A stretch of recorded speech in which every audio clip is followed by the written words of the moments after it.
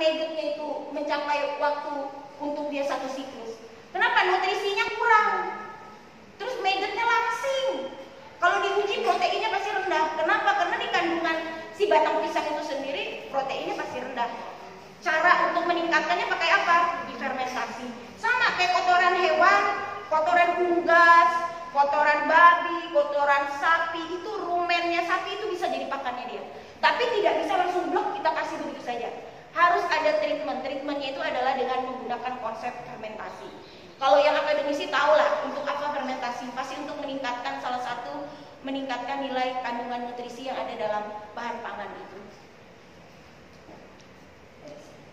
Saya masih belum terbiasa menggunakan ini, ya. Makanya maju mundur. Nah ini sayangnya gambarnya tidak terlihat, tapi nanti kalau misalnya teman-teman butuh slide-nya, bahannya, bisa saja nanti saya bagikan, kirim WA-nya ke saya, nanti saya kasih. Ini gambar si lalat BSF-nya, warnanya hitam, emang full hitam, makanya dia kok dikasih nama lalat tentara hitam, karena seluruh tubuhnya itu warnanya hitam, hanya di bagian tungkai kaki ini warna putih, ini warna putih. Kok dia dikasih nama tentara, Bu? Sebenarnya di sini kuncinya, di bagian kepalanya ini.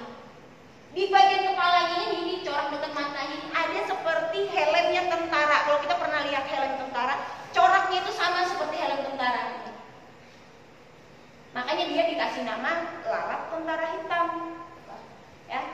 Kenapa dia yang kita budidayakan? Dia tidak sebagai vektor penyakit. Jadi lalat ini nggak pernah kita temuin ada di rumah makan, di meja makan kita. Karena habitat aslinya hanya di alam luar. Berbeda dengan lalat bangkai, lalat rumah tangga, dari luar dia bisa masuk ke meja makan kita, bisa masuk ke dapur kita. Kalau ini nggak akan pernah masuk ke dapur kita. Karena dia hanya tinggalnya di luar. Saya pernah, karena saking penasarannya saya makan di dekat kandang BSF waktu itu. Bahkan di sebelahnya, saya di dalam kandang lalat BSF-nya saya makan. Makanan saya tidak dihinggapi sama sekali, nggak menarik buat dia. Karena dia memang tidak terfokus untuk makan itu. Dia hanya mengurai sampah-sampah yang ada di, yang sifatnya sudah mengeluarkan aroma.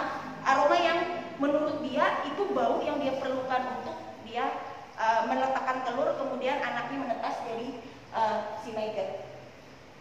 Kalau dia jadi lalat, nanti ada videonya, sayapnya itu masih terlipat, kemudian lama-lama mengembang. Tidak punya alat penyengat sekalipun.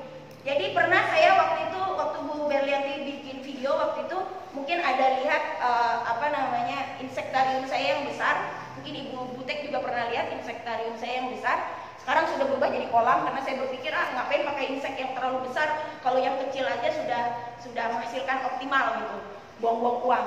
Saya waktu masuk ke insektarium yang besar itu, tetangga saya itu pada heran yang lewat depan rumah, Bu, Ibu nanti disengat sama tawon karena bunyinya persis seperti tawon. Mereka hinggap di badan saya malah senang kalau mereka hinggap. Saya suruh aja, makanya kalau saya ngajarin waktu di BRGM itu memang di lingkungan terbuka, di hutan-hutan. Tidak ada sama sekali peternakan ayam di situ, memang di hutan seperti itu. Waktu saya mencampurkan akrak-akraktannya, tiba-tiba BSF dia itu datang. Lalu saya dipanggil, itu mamahnya maggot, kata mereka. Ternyata aroma badan saya itu sudah diingat sama lalat-lalat yang ada di liar itu. Nanti kalau kita ini mudah-mudahan pas kita bikin akrak-aktan, tiba-tiba dia datang, Bapak Ibu jangan kaget. Berarti memang saya dapat julukan mama maggot itu benar. Nah, lalat ini bedanya dengan lalat rumah tangga, dia nggak pernah makan selama dia jadi lalat. Jadi kita nggak perlu pusing mikirin ini nanti kalau dia jadi lalat aku kasih makan nggak perlu. Kita cuma kasih makan ketika dia jadi maggot aja. Kalau dia jadi lalat nggak usah kasih makan. Dia nggak perlu makan sama sekali. Yang dia perlukan sebenarnya hanya air. Air itu hanya untuk biar menjaga kelembaban tubuhnya. Selebihnya enggak. Kita bisa kasih wadah tempat dia minum, atau kita mau semprot kandangnya, atau kita mau taruh di daunan kering untuk uap-uap air itu menempel di situ pada pagi hari, jadi pada siang hari dia bisa mengkonsumsinya. Dia tidak makan. Lalu yang saya suka dari lalat ini, dia ini setia, ya. Jadi lalat jantan setelah dia dari pupa, dia akan keluar 3 hari dia hidup. 3 hari dia hidup itu dia tidak makan, dia hanya mencari pasangannya. Begitu juga yang betina. Jadi 3 hari mereka hanya berkeliling di kandang mereka, di insektarium mereka hanya mencari pasangan. Setelah menemukan pasangan, mereka melakukan perkawinan. Setelah melakukan perkawinan, yang jantannya dengan sendirinya mati. Jadi dia hanya mengawini satu betina saja. Dan betinanya juga setia. Setelah 3 hari, setelah dia berputar-putar, dia cari di tempat insektarium itu mana yang ada tempat calon dia meletakkan anaknya, dia taruh telurnya di situ, dia mati. Lalu jadi bangkai dong Bu si lalatnya. Iya, nggak usah dibuang teman-teman. Itu bisa jadi campuran pupuk organik. Jadi campuran pupuk organik. Kalau kita punya lele, ada yang ternak lele, kasih bangkainya buat bangkai si ini lalatnya buat si lele, kurang lelenya aja dia makan. Nah, pupanya ini juga dari si lalat ini, kalau kita punya sarang walet ya, punya budidaya walet, banyak juga dicari. Saya banyak datang orang rumah hanya mau beli pupa. Lagi-lagi karena memang kami tidak pernah menjual seperti itu gitu. Karena target kami harus selesaikan sampah, kami dapat maggot segarnya yang kami olah. Ada yang datang ke rumah saya, Bu, saya minta dong Bu, saya beli ininya dong Bu, lalat pupanya. Nanti saya taruh di tempat sarang walet saya, ketika dia jadi lalat, walet saya langsung makan. Karena waktu insektarium saya besar, habis dibobol sama si burung. Dari burung perkicau, burung perkutut, burung gereja, semua mau memakan si lalat ini. Jadi memang luar biasa dia ininya. Burung-burung suka dengan dia. Ya. Lalu fase hidupnya ketika dia berada di lalat, fase hidupnya hanya 7 sampai 9 hari. Selebihnya dia mati. Ini siklus hidupnya, saya tidak bacakan satu-satu. Nanti teman-teman juga dapat buku saku. Mudah-mudahan buku saku yang kami tulis itu bisa jadi menuntun kita kalau kita mau budidaya maggot. Sebenarnya pahami siklusnya aja sebenarnya. Kalau sudah hafal sama siklusnya, gak ada tuh yang namanya kita gagal budidaya maggot. Asal pahamin siklusnya. Siklusnya ini lalatnya ya, dia akan melakukan perkawinan. Biasanya setelah 9 hari udah pada mati semuanya. Ada yang pernah nanya, Bu, punya saya itu kok gak ada melakukan perkawinan? Lalatnya itu banyak, tapi gak ada yang kawin. Banyak faktor. Mungkin matahari kurang, faktor makanan ketika dia berada dalam fase larva ini makanannya kurang. Karena dia waktu jadi lalat kan nggak makan. Dia hanya memakai sisa nutrisi yang ada dalam tubuhnya untuk melanjutkan kehidupannya. Jadi kalau nutrisinya kata orang nanggung, ya dia belum sempat kawin udah mati duluan. Ini jadi telurnya ini kita letakkan dekat sampah makanan, di mana pada kurang lebih 3 sampai 5 hari dia akan menetas. Kita bisa pakai sampah makanan apa aja yang ada di rumah kita. Bisa, kalau saya sih yang pasti di rumah tangga itu pasti menghasilkan nasi. Kerak nasi kan kalau kita masak nasi, nanak nasi mau pakai magicom atau apa kan pasti ada keraknya tuh. Keraknya itu kan kalau kita kasih air kan lama-lama dia mengembang tuh jadi kayak bubur gitu. Pakai itu untuk netasinnya. Kenapa harus pakai nasi? Karena namanya juga masih bayi, dia belum punya kemampuan makan yang banyak. Jadi hanya bisa makan yang jumlahnya sedikit dan itu kondisinya sangat-sangat lunak. Sebenarnya bisa aja makan nasi yang keras gitu ya, nggak dikasih air. Tapi nasi itu tidak akan sempurna nanti terhabiskan oleh si maggotnya. Makanya kalau orang budidaya maggot pasti punya mesin pencacah, mesin apa, karena dia harus membuat kondisi si pakan itu seperti bubur. Gitu. Nah, ketika dia sudah jadi posisi larva, di sini nih teman-teman kita bisa kasih banyak sekali sampah. Di sini dia yang makannya luar biasa. Jadi dia hidup hanya untuk makan. 1 kali 24 jam kerjanya cuma makan. Dikasih makan, dikasih makan, dikasih makan. Habis dia cari lagi, habis dia cari lagi di sini. Jadi kalau teman-teman mau maggotnya tumbuh dengan maksimal, fase ini yang perlu jadi perhatian kita semua. Kalau di telur ini palingan predatornya cicak. Nih, nanti ada predatornya cicak.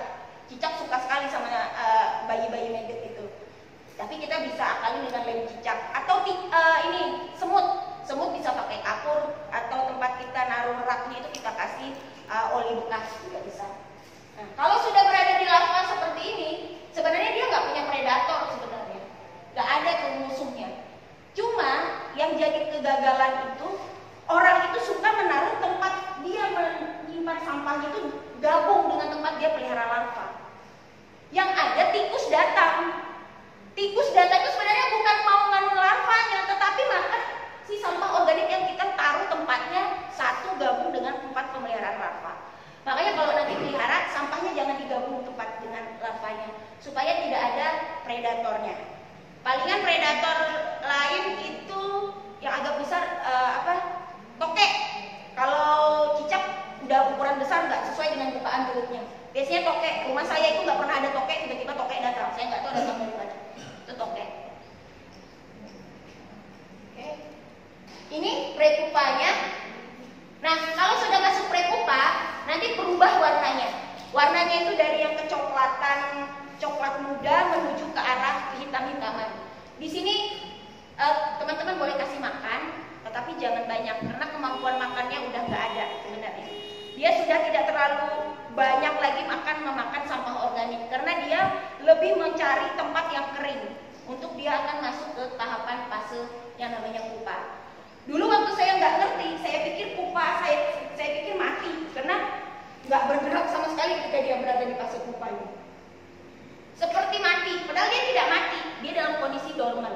Kalau orang akademisi bilangnya dorman kaku, mati suri lah seperti itu. Tapi dia nggak mati sebenarnya. Tandanya kalau dia sudah masuk ke tahapan pupa, nanti ekor bagian belakangnya udah ditekuk ke atas. Itu udah tandanya. Nanti bisa kita lihat di rumah ada pupanya. Prepupa juga ada, larvanya juga ada, baby maggot-nya juga ada, telur yang baru ditetaskan juga ada, lalatnya juga ada. Ini lalatnya. Kalau kita sudah budidaya lalatnya, kita minimal punya kandang. Ini kandang. Nggak harus sama persis kayak seperti yang dibilang Ibu Berlianti tadi. Kalau saya sekarang di rumah pakai kandang seperti ini aja. Nggak lagi yang pakai insektarium yang besar. Pakai ini saja, kalau saya masukin 2 kilo pupa per 3 hari, maka saya bisa mendapatkan telur itu minimal 10 gram per harinya. Jadi kandangnya cukup kecil. Ini saya modifikasi karena waktu itu ada ini saran dari teman-teman, bisa nggak bikin kandang yang portable, yang dipindah-pindah. Kalau ditaruh di luar pas kena hujan, kena apa kata mereka.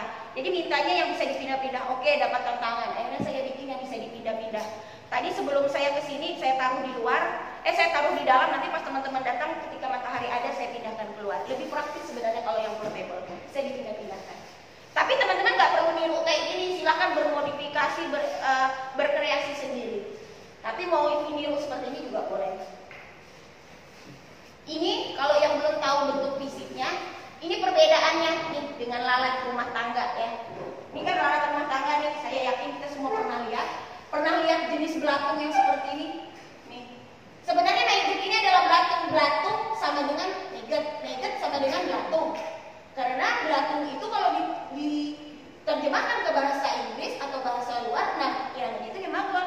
Maggot ini kalau diterjemahkan ke bahasa Indonesia namanya belatung. Tapi kalau kami membawa ini ke masyarakat tuh kita ternak belatung, nggak ada yang mau. Dengerin aja nggak ada yang mau. Kabur, mau ngapain belatung dipelihara? Makanya muncullah nama si maggot ini. Gitu.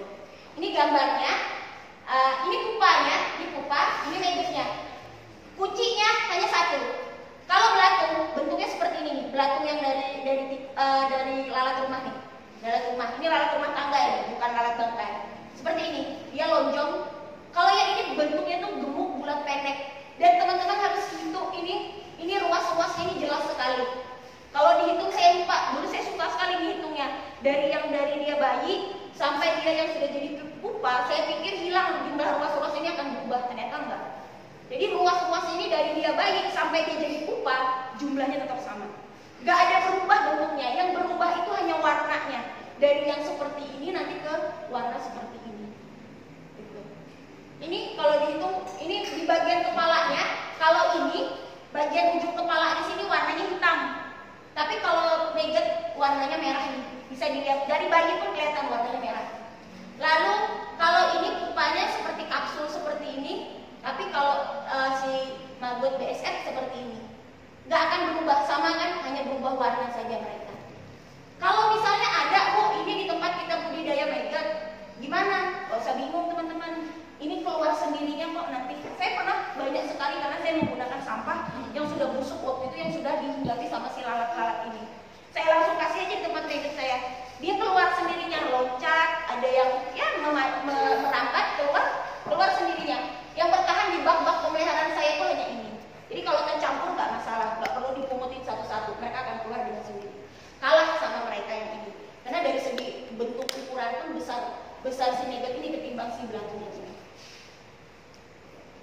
Ini pengetahuan dasarnya kalau kita mau budidaya. Ini tadi sudah, ini skema budidayanya.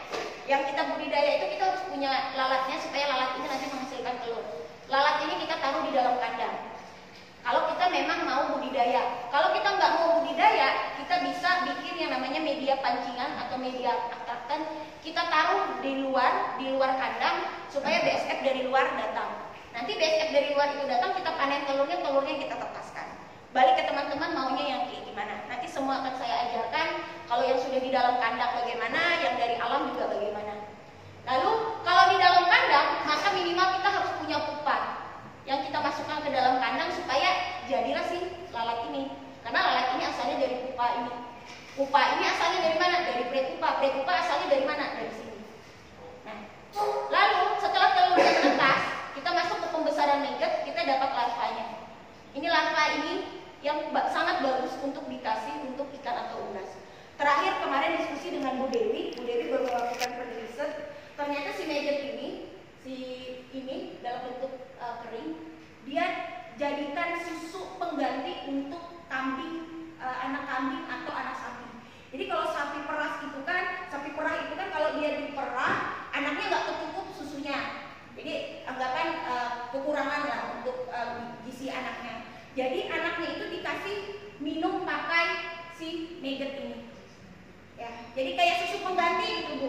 Coba bisa dicari jurnalnya. Profesor Dewi lagi neliti itu dan si kambing atau si sapinya itu hampir sama aja pertumbuhannya dengan yang memang dia minum susu dari ibunya. Tetapi kalau dia minum dari susu ibunya ini nggak bisa diperas susunya, jadi kita nggak bisa dapet gitu. Tapi kalau kita peras susunya, kecukupan di situ anaknya kurang.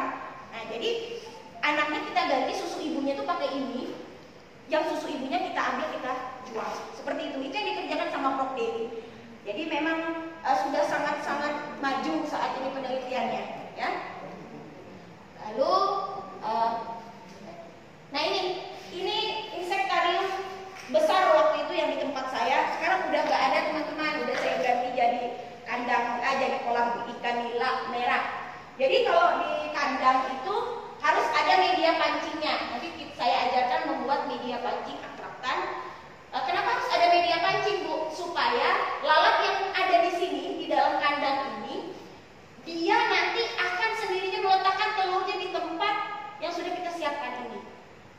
Jadi insting dia jalan, oh di daerah sini ada aroma buah-buahan yang menyengat, di situ tuh pasti ada makanan. Kalau aku taruh anakku sini, aku mati, anakku menetas, turun ke bawah, dia hidupnya terpenuhi, lanjut lagi kehidupannya. Makanya media pancing ini perlu. Kalau nggak ada media pancing, nanti lalat itu meletakkan telurnya di sembarangan tempat. Sembarangan tempat kita nggak dapat telurnya, siklusnya putus. Gitu. Lalu ada media hinggap ini kita bisa pakai daun pisang kering.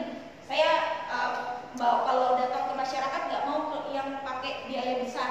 Pakai daun pisang kering nggak bayar kok, gratis, kita bisa minta. Tapi kalau kita mau agak awet, kita bisa pakai daun-daunan yang biasanya bunga-bunga yang menjuntai itu ya, yang dari plastik yang warnanya hijau terus. Jadi kesannya kita seperti menipu si lalatnya. Wah, saya di alam terbuka karena hijau terus gitu. Kalau di ini kan lama-lama kering sekali, harus diganti lagi dengan yang lain. Lalu adalah tempat kita meletakkan si pupanya. Lalu ada tempat minum. Kalau kita malas menyemprot, ya kita kasih aja tempat minum, dikasih spon atau sponnya ditutupin dengan serbet. Nanti dia akan datang sendirinya untuk minum. Karena di fase lalat seperti yang saya bilang dia tidak makan, dia cuma butuh minum saja. Ini penetasan telurnya. Ini telur ditimbang, dipanen. Nanti ada cara pemanenannya. Lalu ditimbang. Setelah ditimbang kita tetaskan dalam suatu wadah baskom seperti ini. Gak perlu baskom besar seperti ini teman-teman. Karena saya ini kenapa pakai baskom besar seperti ini, biasanya nggak 2 kali bolak-balik gitu. Jadi kita tetaskan, usahakan medianya ada media bubur tadi yang ini. Lalu ada penyanggahnya biar si telurnya ini tidak berhubungan langsung dengan si medianya. Kalau dia basah, telurnya nggak akan menetas. Nah, lalu bagian atasnya kalau bisa ditutupin dengan jaring atau net supaya tidak masuk tikus sebagai cicak sebagai predator. Setelah 5 hari nanti dapatnya seperti ini. Nah, yang ini kita pindahkan aja langsung ke biopon pembesaran.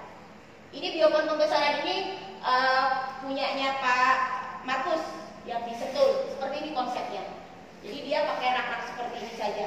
Kalau punya saya nanti cuma di meja, lalu di meja itu ada baskom-baskom seperti ini.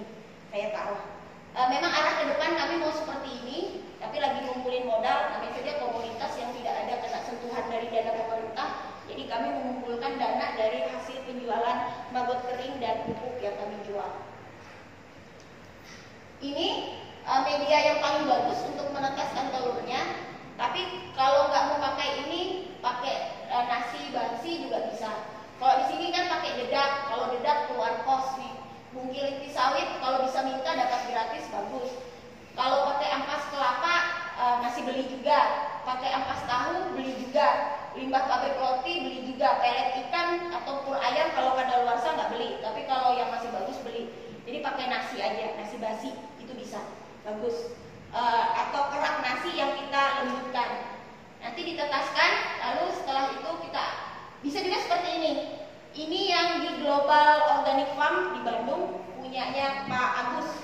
Nih, dia seperti ini. Jadi dia taruh ini semuanya makanan. Ini telur-telur larva-larva yang sudah berusia 5 hari ke atas. Nah ini yang dikerjakan dengan Pak Markus. Tempat saya juga belajar dengan beliau. Dia memaksimalkan lahan pakai biopon vertikal. Kalau memang mau arahnya untuk industri atau mau di scale up usahanya bisa seperti ini. Ini ada ukurannya, jadi 1 meter kuadrat itu 7 kilo maggot yang kita hasilkan. Kita menghabiskan sampah sekitar 21 kg. Seperti ini sampahnya bisa terserah aja sampahnya, mau sampah dari dapur, mau sampah dari pasar, dari kulit-kulit buah, silakan.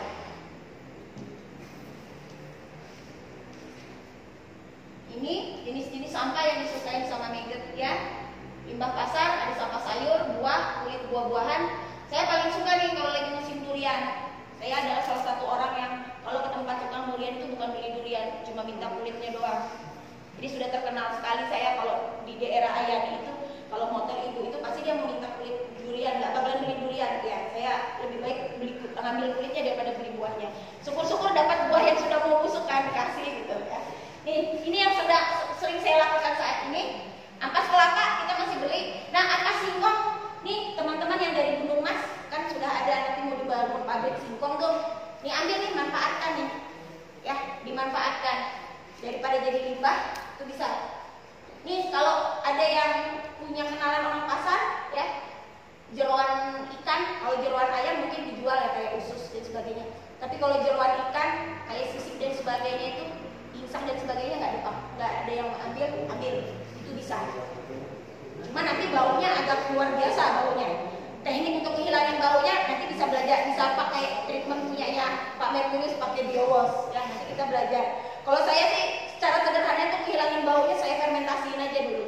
Saya campurkan dengan EM4 atau saya kasih molase atau kasih gula merah biar aromanya sedikit enak. Tapi kalau punyanya Pak Merkurius nanti bisa tanya sama Bapak, biowashnya 3 hari udah aromanya udah hilang, udah enak. Satu hari? 1 detik. Nah, nanti belajar sama Pak Merkurius ya. Jadi ternyata Bu Belen ini hebat nih ngumpulin orang-orang yang punya keahlian yang berbeda-beda juga. Nanti bisa nama ini. Lalu limbah sisa makanan ini ya, teman-teman yang punya resto nih bisa dari catering, bisa dari hotel ya. Peternakan, teman-teman yang dari peternakan nih sebenarnya ini bisa semua. Waktu saya kunjungan ke PT Maggot Indonesia Lestari, mereka bukan menjual maggot juga sebenarnya, mereka menjual produk turunan. Jadi mereka menjual telur ayam dengan kadar omega 3 yang sangat tinggi dan bagus. Ayamnya itu ayam organik. Ternyata di bawah kandang ayamnya, saya baru kali itu dan saya benar-benar terpana dan tidak ingin keluar dari kandang ayam. Saya sebenarnya paling tidak suka dengan ayam. Jadi saya masuk ke situ, nggak ada baunya sama sekali. Ternyata di bawah kandang ayamnya dia itu ada biopon kotak yang isinya semuanya maggot. Jadi kotoran ayam itu langsung jatuh ke kotoran ayam itu langsung jatuh ke biopon yang berisi maggot itu, maggotnya makan. Enggak ada baunya sama sekali. Saya sampai bilang, ini peternakan ayam apa ayam? Ayam Bu. Waduh enak sekali ya. Kalau kayak gini saya mau makan di sini. Saya bilang, enggak ada baunya sama sekali. Benar-benar tidak ada. Lalu omega 3 telurnya itu kalau dia ada nggak videonya di sini? Kalau dipecahkan telur ayam, tetapi ketika dipecahkan kuning telur itu seperti kuning telur bebek, bukan seperti kuning telur ayam.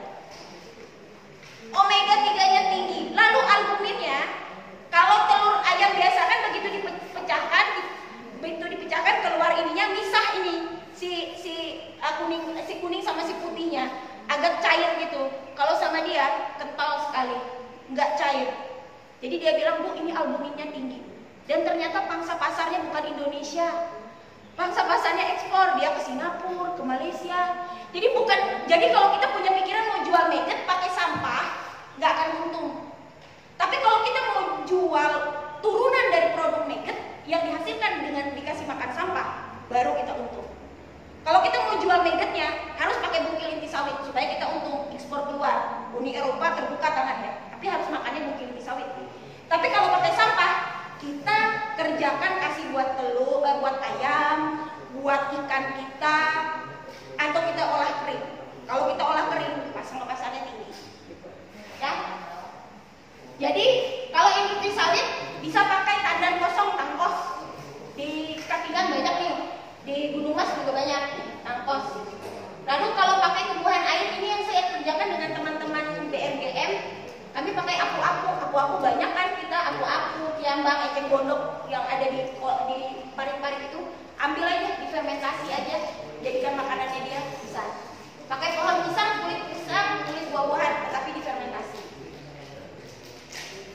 Ini konsep yang kami bawa dengan asosiasi BSF. Kekuatan apa sih yang kita miliki dari BSF ini? Ini kekuatannya. Kalau berbicara sumber daya, nggak pernah habis, ya, nggak pernah habis. Jadi mau dari rumah tangga, mau dari industri, mau dari perkebunan, limbahnya nggak pernah habis. Jadi nggak pernah yang namanya kita itu kehilangan bahan baku kalau kita mau budidaya maggot. Lalu kita harus masuk ke sirkular ekonomi yang bagaimana supaya berkelanjutan.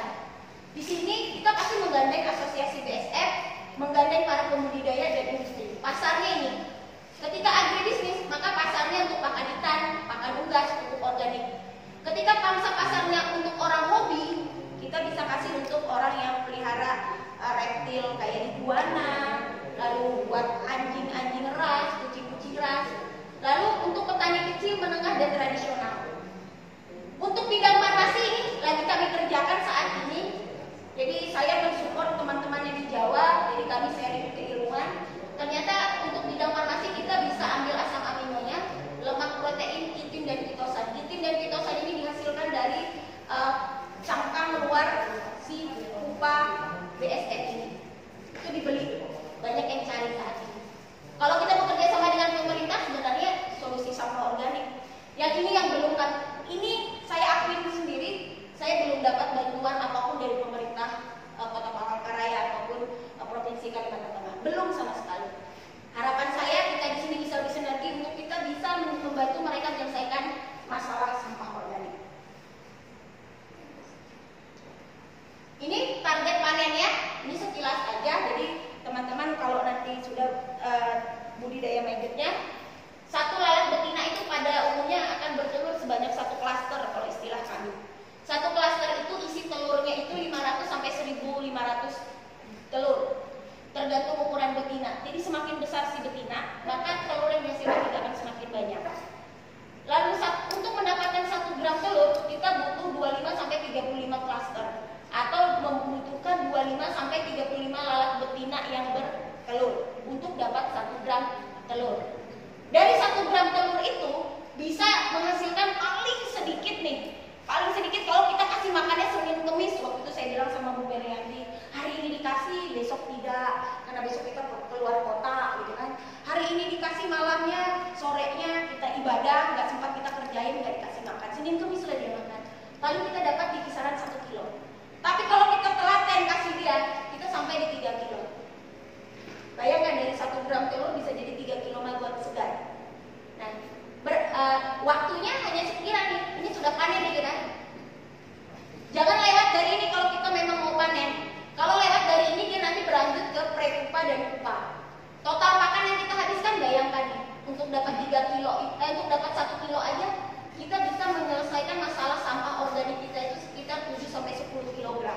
Bayangkan kalau satu kepala rumah tangga itu setiap hari menghasilkan 1 kilo sampah.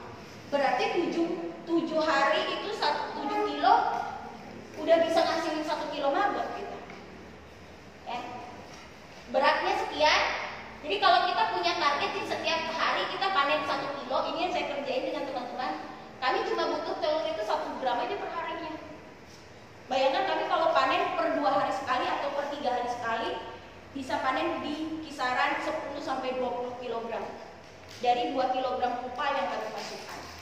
Kan dia nggak sekaligus langsung jadi lalat semuanya, bertahap mereka. Ini. Nah, ini produk yang saat ini lagi dikerjakan oleh kita juga. Jadi dry maggot itu untuk pakan ikan, pakan unggas.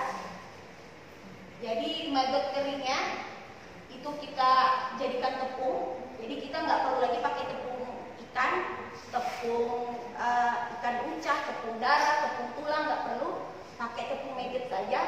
Kalau udah jadi tepung, kita dapat yang namanya oil maggotnya, minyak maggotnya, minyak maggotnya kita dapat. Ada alatnya. Sayangnya, saya pengennya kalau nanti teman-teman suatu waktu masih mau berkunjung ke kami lagi kumpulin dana untuk bisa membeli mesin untuk penampungan si maggot keringnya. Karena memang rencananya kami targetnya akan membuat pelet, karena kami sudah ada punya formulasi, sudah kami uji di IPB, formulasi pelet ikan kami itu sudah bagus, bahkan melebihi yang di pasaran, tetapi kami masih belum punya alat untuk memisahkan minyaknya. Jadi mungkin ke depan kami tidak menjual maggot kering lagi, tetapi tepung maggot. Jadi tepung maggotnya dapat, minyak maggotnya dapat. Minyak maggot ini banyak dicari sama Martha Tilaar saat ini untuk bahan-bahan kosmetik, untuk lipstick, lip balm, seperti itu. Untuk pasta gigi juga. Ini harga jualnya tinggi. Tadi diskusi sama Pak Metus udah tahu katanya berapa ini ya Pak ya. Minyaknya berapa tadi Pak harganya Pak kata temannya? Di atas $10 ya Pak. Ya. Ini di Tangerang kan ya temannya Pak ya. Nah, teman-teman di Pulau Jawa itu di Tangerang itu udah ngolahin ini. Mereka pangsa pasarnya udah dapat Martha Tilaar. Memang mencari. Ayo dong kita sama-sama yuk gerak. Ini sebentar lagi teman-teman dari Dinas Perikanan tahu bahwa Sukamara, Seruyan dijadikan shrimp extract. Sebenarnya si Den Maggot, teman saya yang di Gunung Sindur, tempat saya belajar pertama kali itu, dapat proyek dari Kementerian Kelautan Perikanan, jadi dia membuat suatu demplot. Demplotnya itu budidaya maggot, maggotnya itu dijadikan pakan si udang faname. Ketika udang faname itu berada dalam kondisi benih atau benur kalau istilah orang perikanan, pertumbuhannya cepat maksimal. Yuk kita sama-sama kerjain ini. Kita bisa kok kalau kita bergandengan tangan. Lalu ini kasgot yang sudah kami kerjakan. Kemarin terakhir saya baru aja ikut Pak Markus Susanto yang PT Mil Indonesia itu, dia sudah bisa menghasilkan yang namanya pupuk organik cair. Saya masih belum, saya baru pupuk padatan. Pak Markus sudah ngasilin pupuk organik cair dan sudah diaplikasikan di kebun teh Nirmala Sari punyanya Sinarmas. Kebun tehnya sangat-sangat bagus. Bahkan sekarang mereka pengembangan luar biasa. Kalau tidak salah di Cisaeng atau apa gitu di daerah sana. Nanti kalau misalnya teman-teman mau berkunjung, bisa kontak saya, nanti saya kasih kontak beliau. Silakan kunjungan langsung ke tempat beliau. Saya tidak akan menghalangi teman-teman untuk berkomunikasi langsung dengan mereka. Ini juga yang dikerjakan sama adik tingkat saya, si Aminuddin. Saya kalah jalan sama dia. Dia anak pertanian yang tersesat juga. Kalau melihat ilmunya, dia itu sarjana pertanian, kalau tidak salah bidangnya itu hortikultura. Tapi tersesat di jalan yang salah, dia bilang sama saya. Ini kerjaannya udah besar. Kemarin dia terakhir mendapat pendanaan dari Mandiri, Bank Mandiri. Jadi ikut challenge untuk entrepreneur baru, startup berkembang, dapat 5M. Ini yang dia kerjakan saat ini. Untuk sabun, untuk aromaterapi, untuk sabun cair. Ini untuk ini katanya, untuk kucing, obat lukanya kucing. Nah ini besar ini. Bisa saya kasih kontaknya, bisa saya kasih websitenya Biomak. Biomak Sinergi Indonesia kalau tidak salah. Dia yang mendampingi dia adalah Ibu Melkarini. Jadi memang Ibu Melkarini fokus bersama mereka. Kalau PT Maggot Indonesia Lestari ini Profesor Agus Pakpahan yang sebagai penasehatnya. Kalau saya belum ada penasehatnya, jadi saya minta sama Prof Dewi jadi penasehat saya. Kalau besar saya mau Mbak Cici, kalau masih kecil Mbak Cici bisa sendiri katanya. Kalau kita mau memang besar, mereka mau datang ke sini. Asosiasi BSF itu tidak perlu kita yang membayar mereka datang. Mereka yang mau datang sendiri ke sini, asalkan kita sudah punya farm yang memang standar untuk menghasilkan sampah. Biasanya mereka mau kalau kita bisa nyiapin sampah itu per harinya itu 10 ton atau paling sedikit 5 ton lah. Jadi kalau berbicara itu kita ambil aja sampah seluruh kota Palangkaraya. Mereka mau datang ke sini, nggak perlu kita siapin dana, mereka datang, mereka dampingin kita. Ya, itu presentasi sedikit dari saya sharing tentang apa yang saya kerjakan. Kita akan lihat siklus hidupnya berdasarkan video yang sudah kami buat. Maaf kalau tidak jelas karena memang slide ininya pencahayaannya kurang. Ini kalau proses kawinnya seperti ini. Ini semua di tempat kita. Ini kita bisa pakai ini teman-teman, pakai sisa potongan kerdus.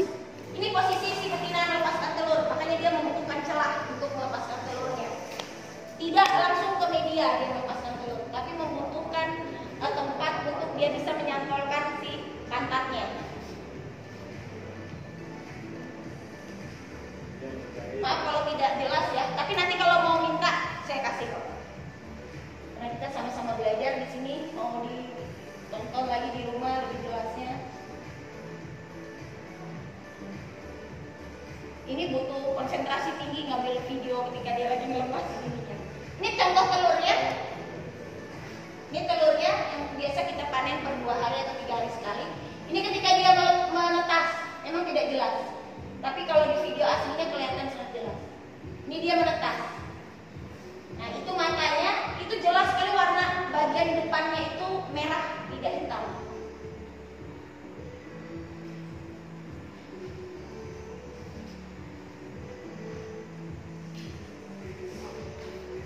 Itu dia menetas, dia akan keluar. Nah ini ketika dia masuk larva, ini waktu tidak pakai penjenjangan untuk pakannya. Ini tahap prepupa, dia hanya berubah warna teman-teman. Bentuk tidak berubah, hanya warna yang berubah. Nah ini, nanti warnanya seperti ini. Ini dia keluar dari, itu namanya pupa, yang dia tidak bergerak. Dia menerobos, dia keluar. Nah cangkang sisa pupa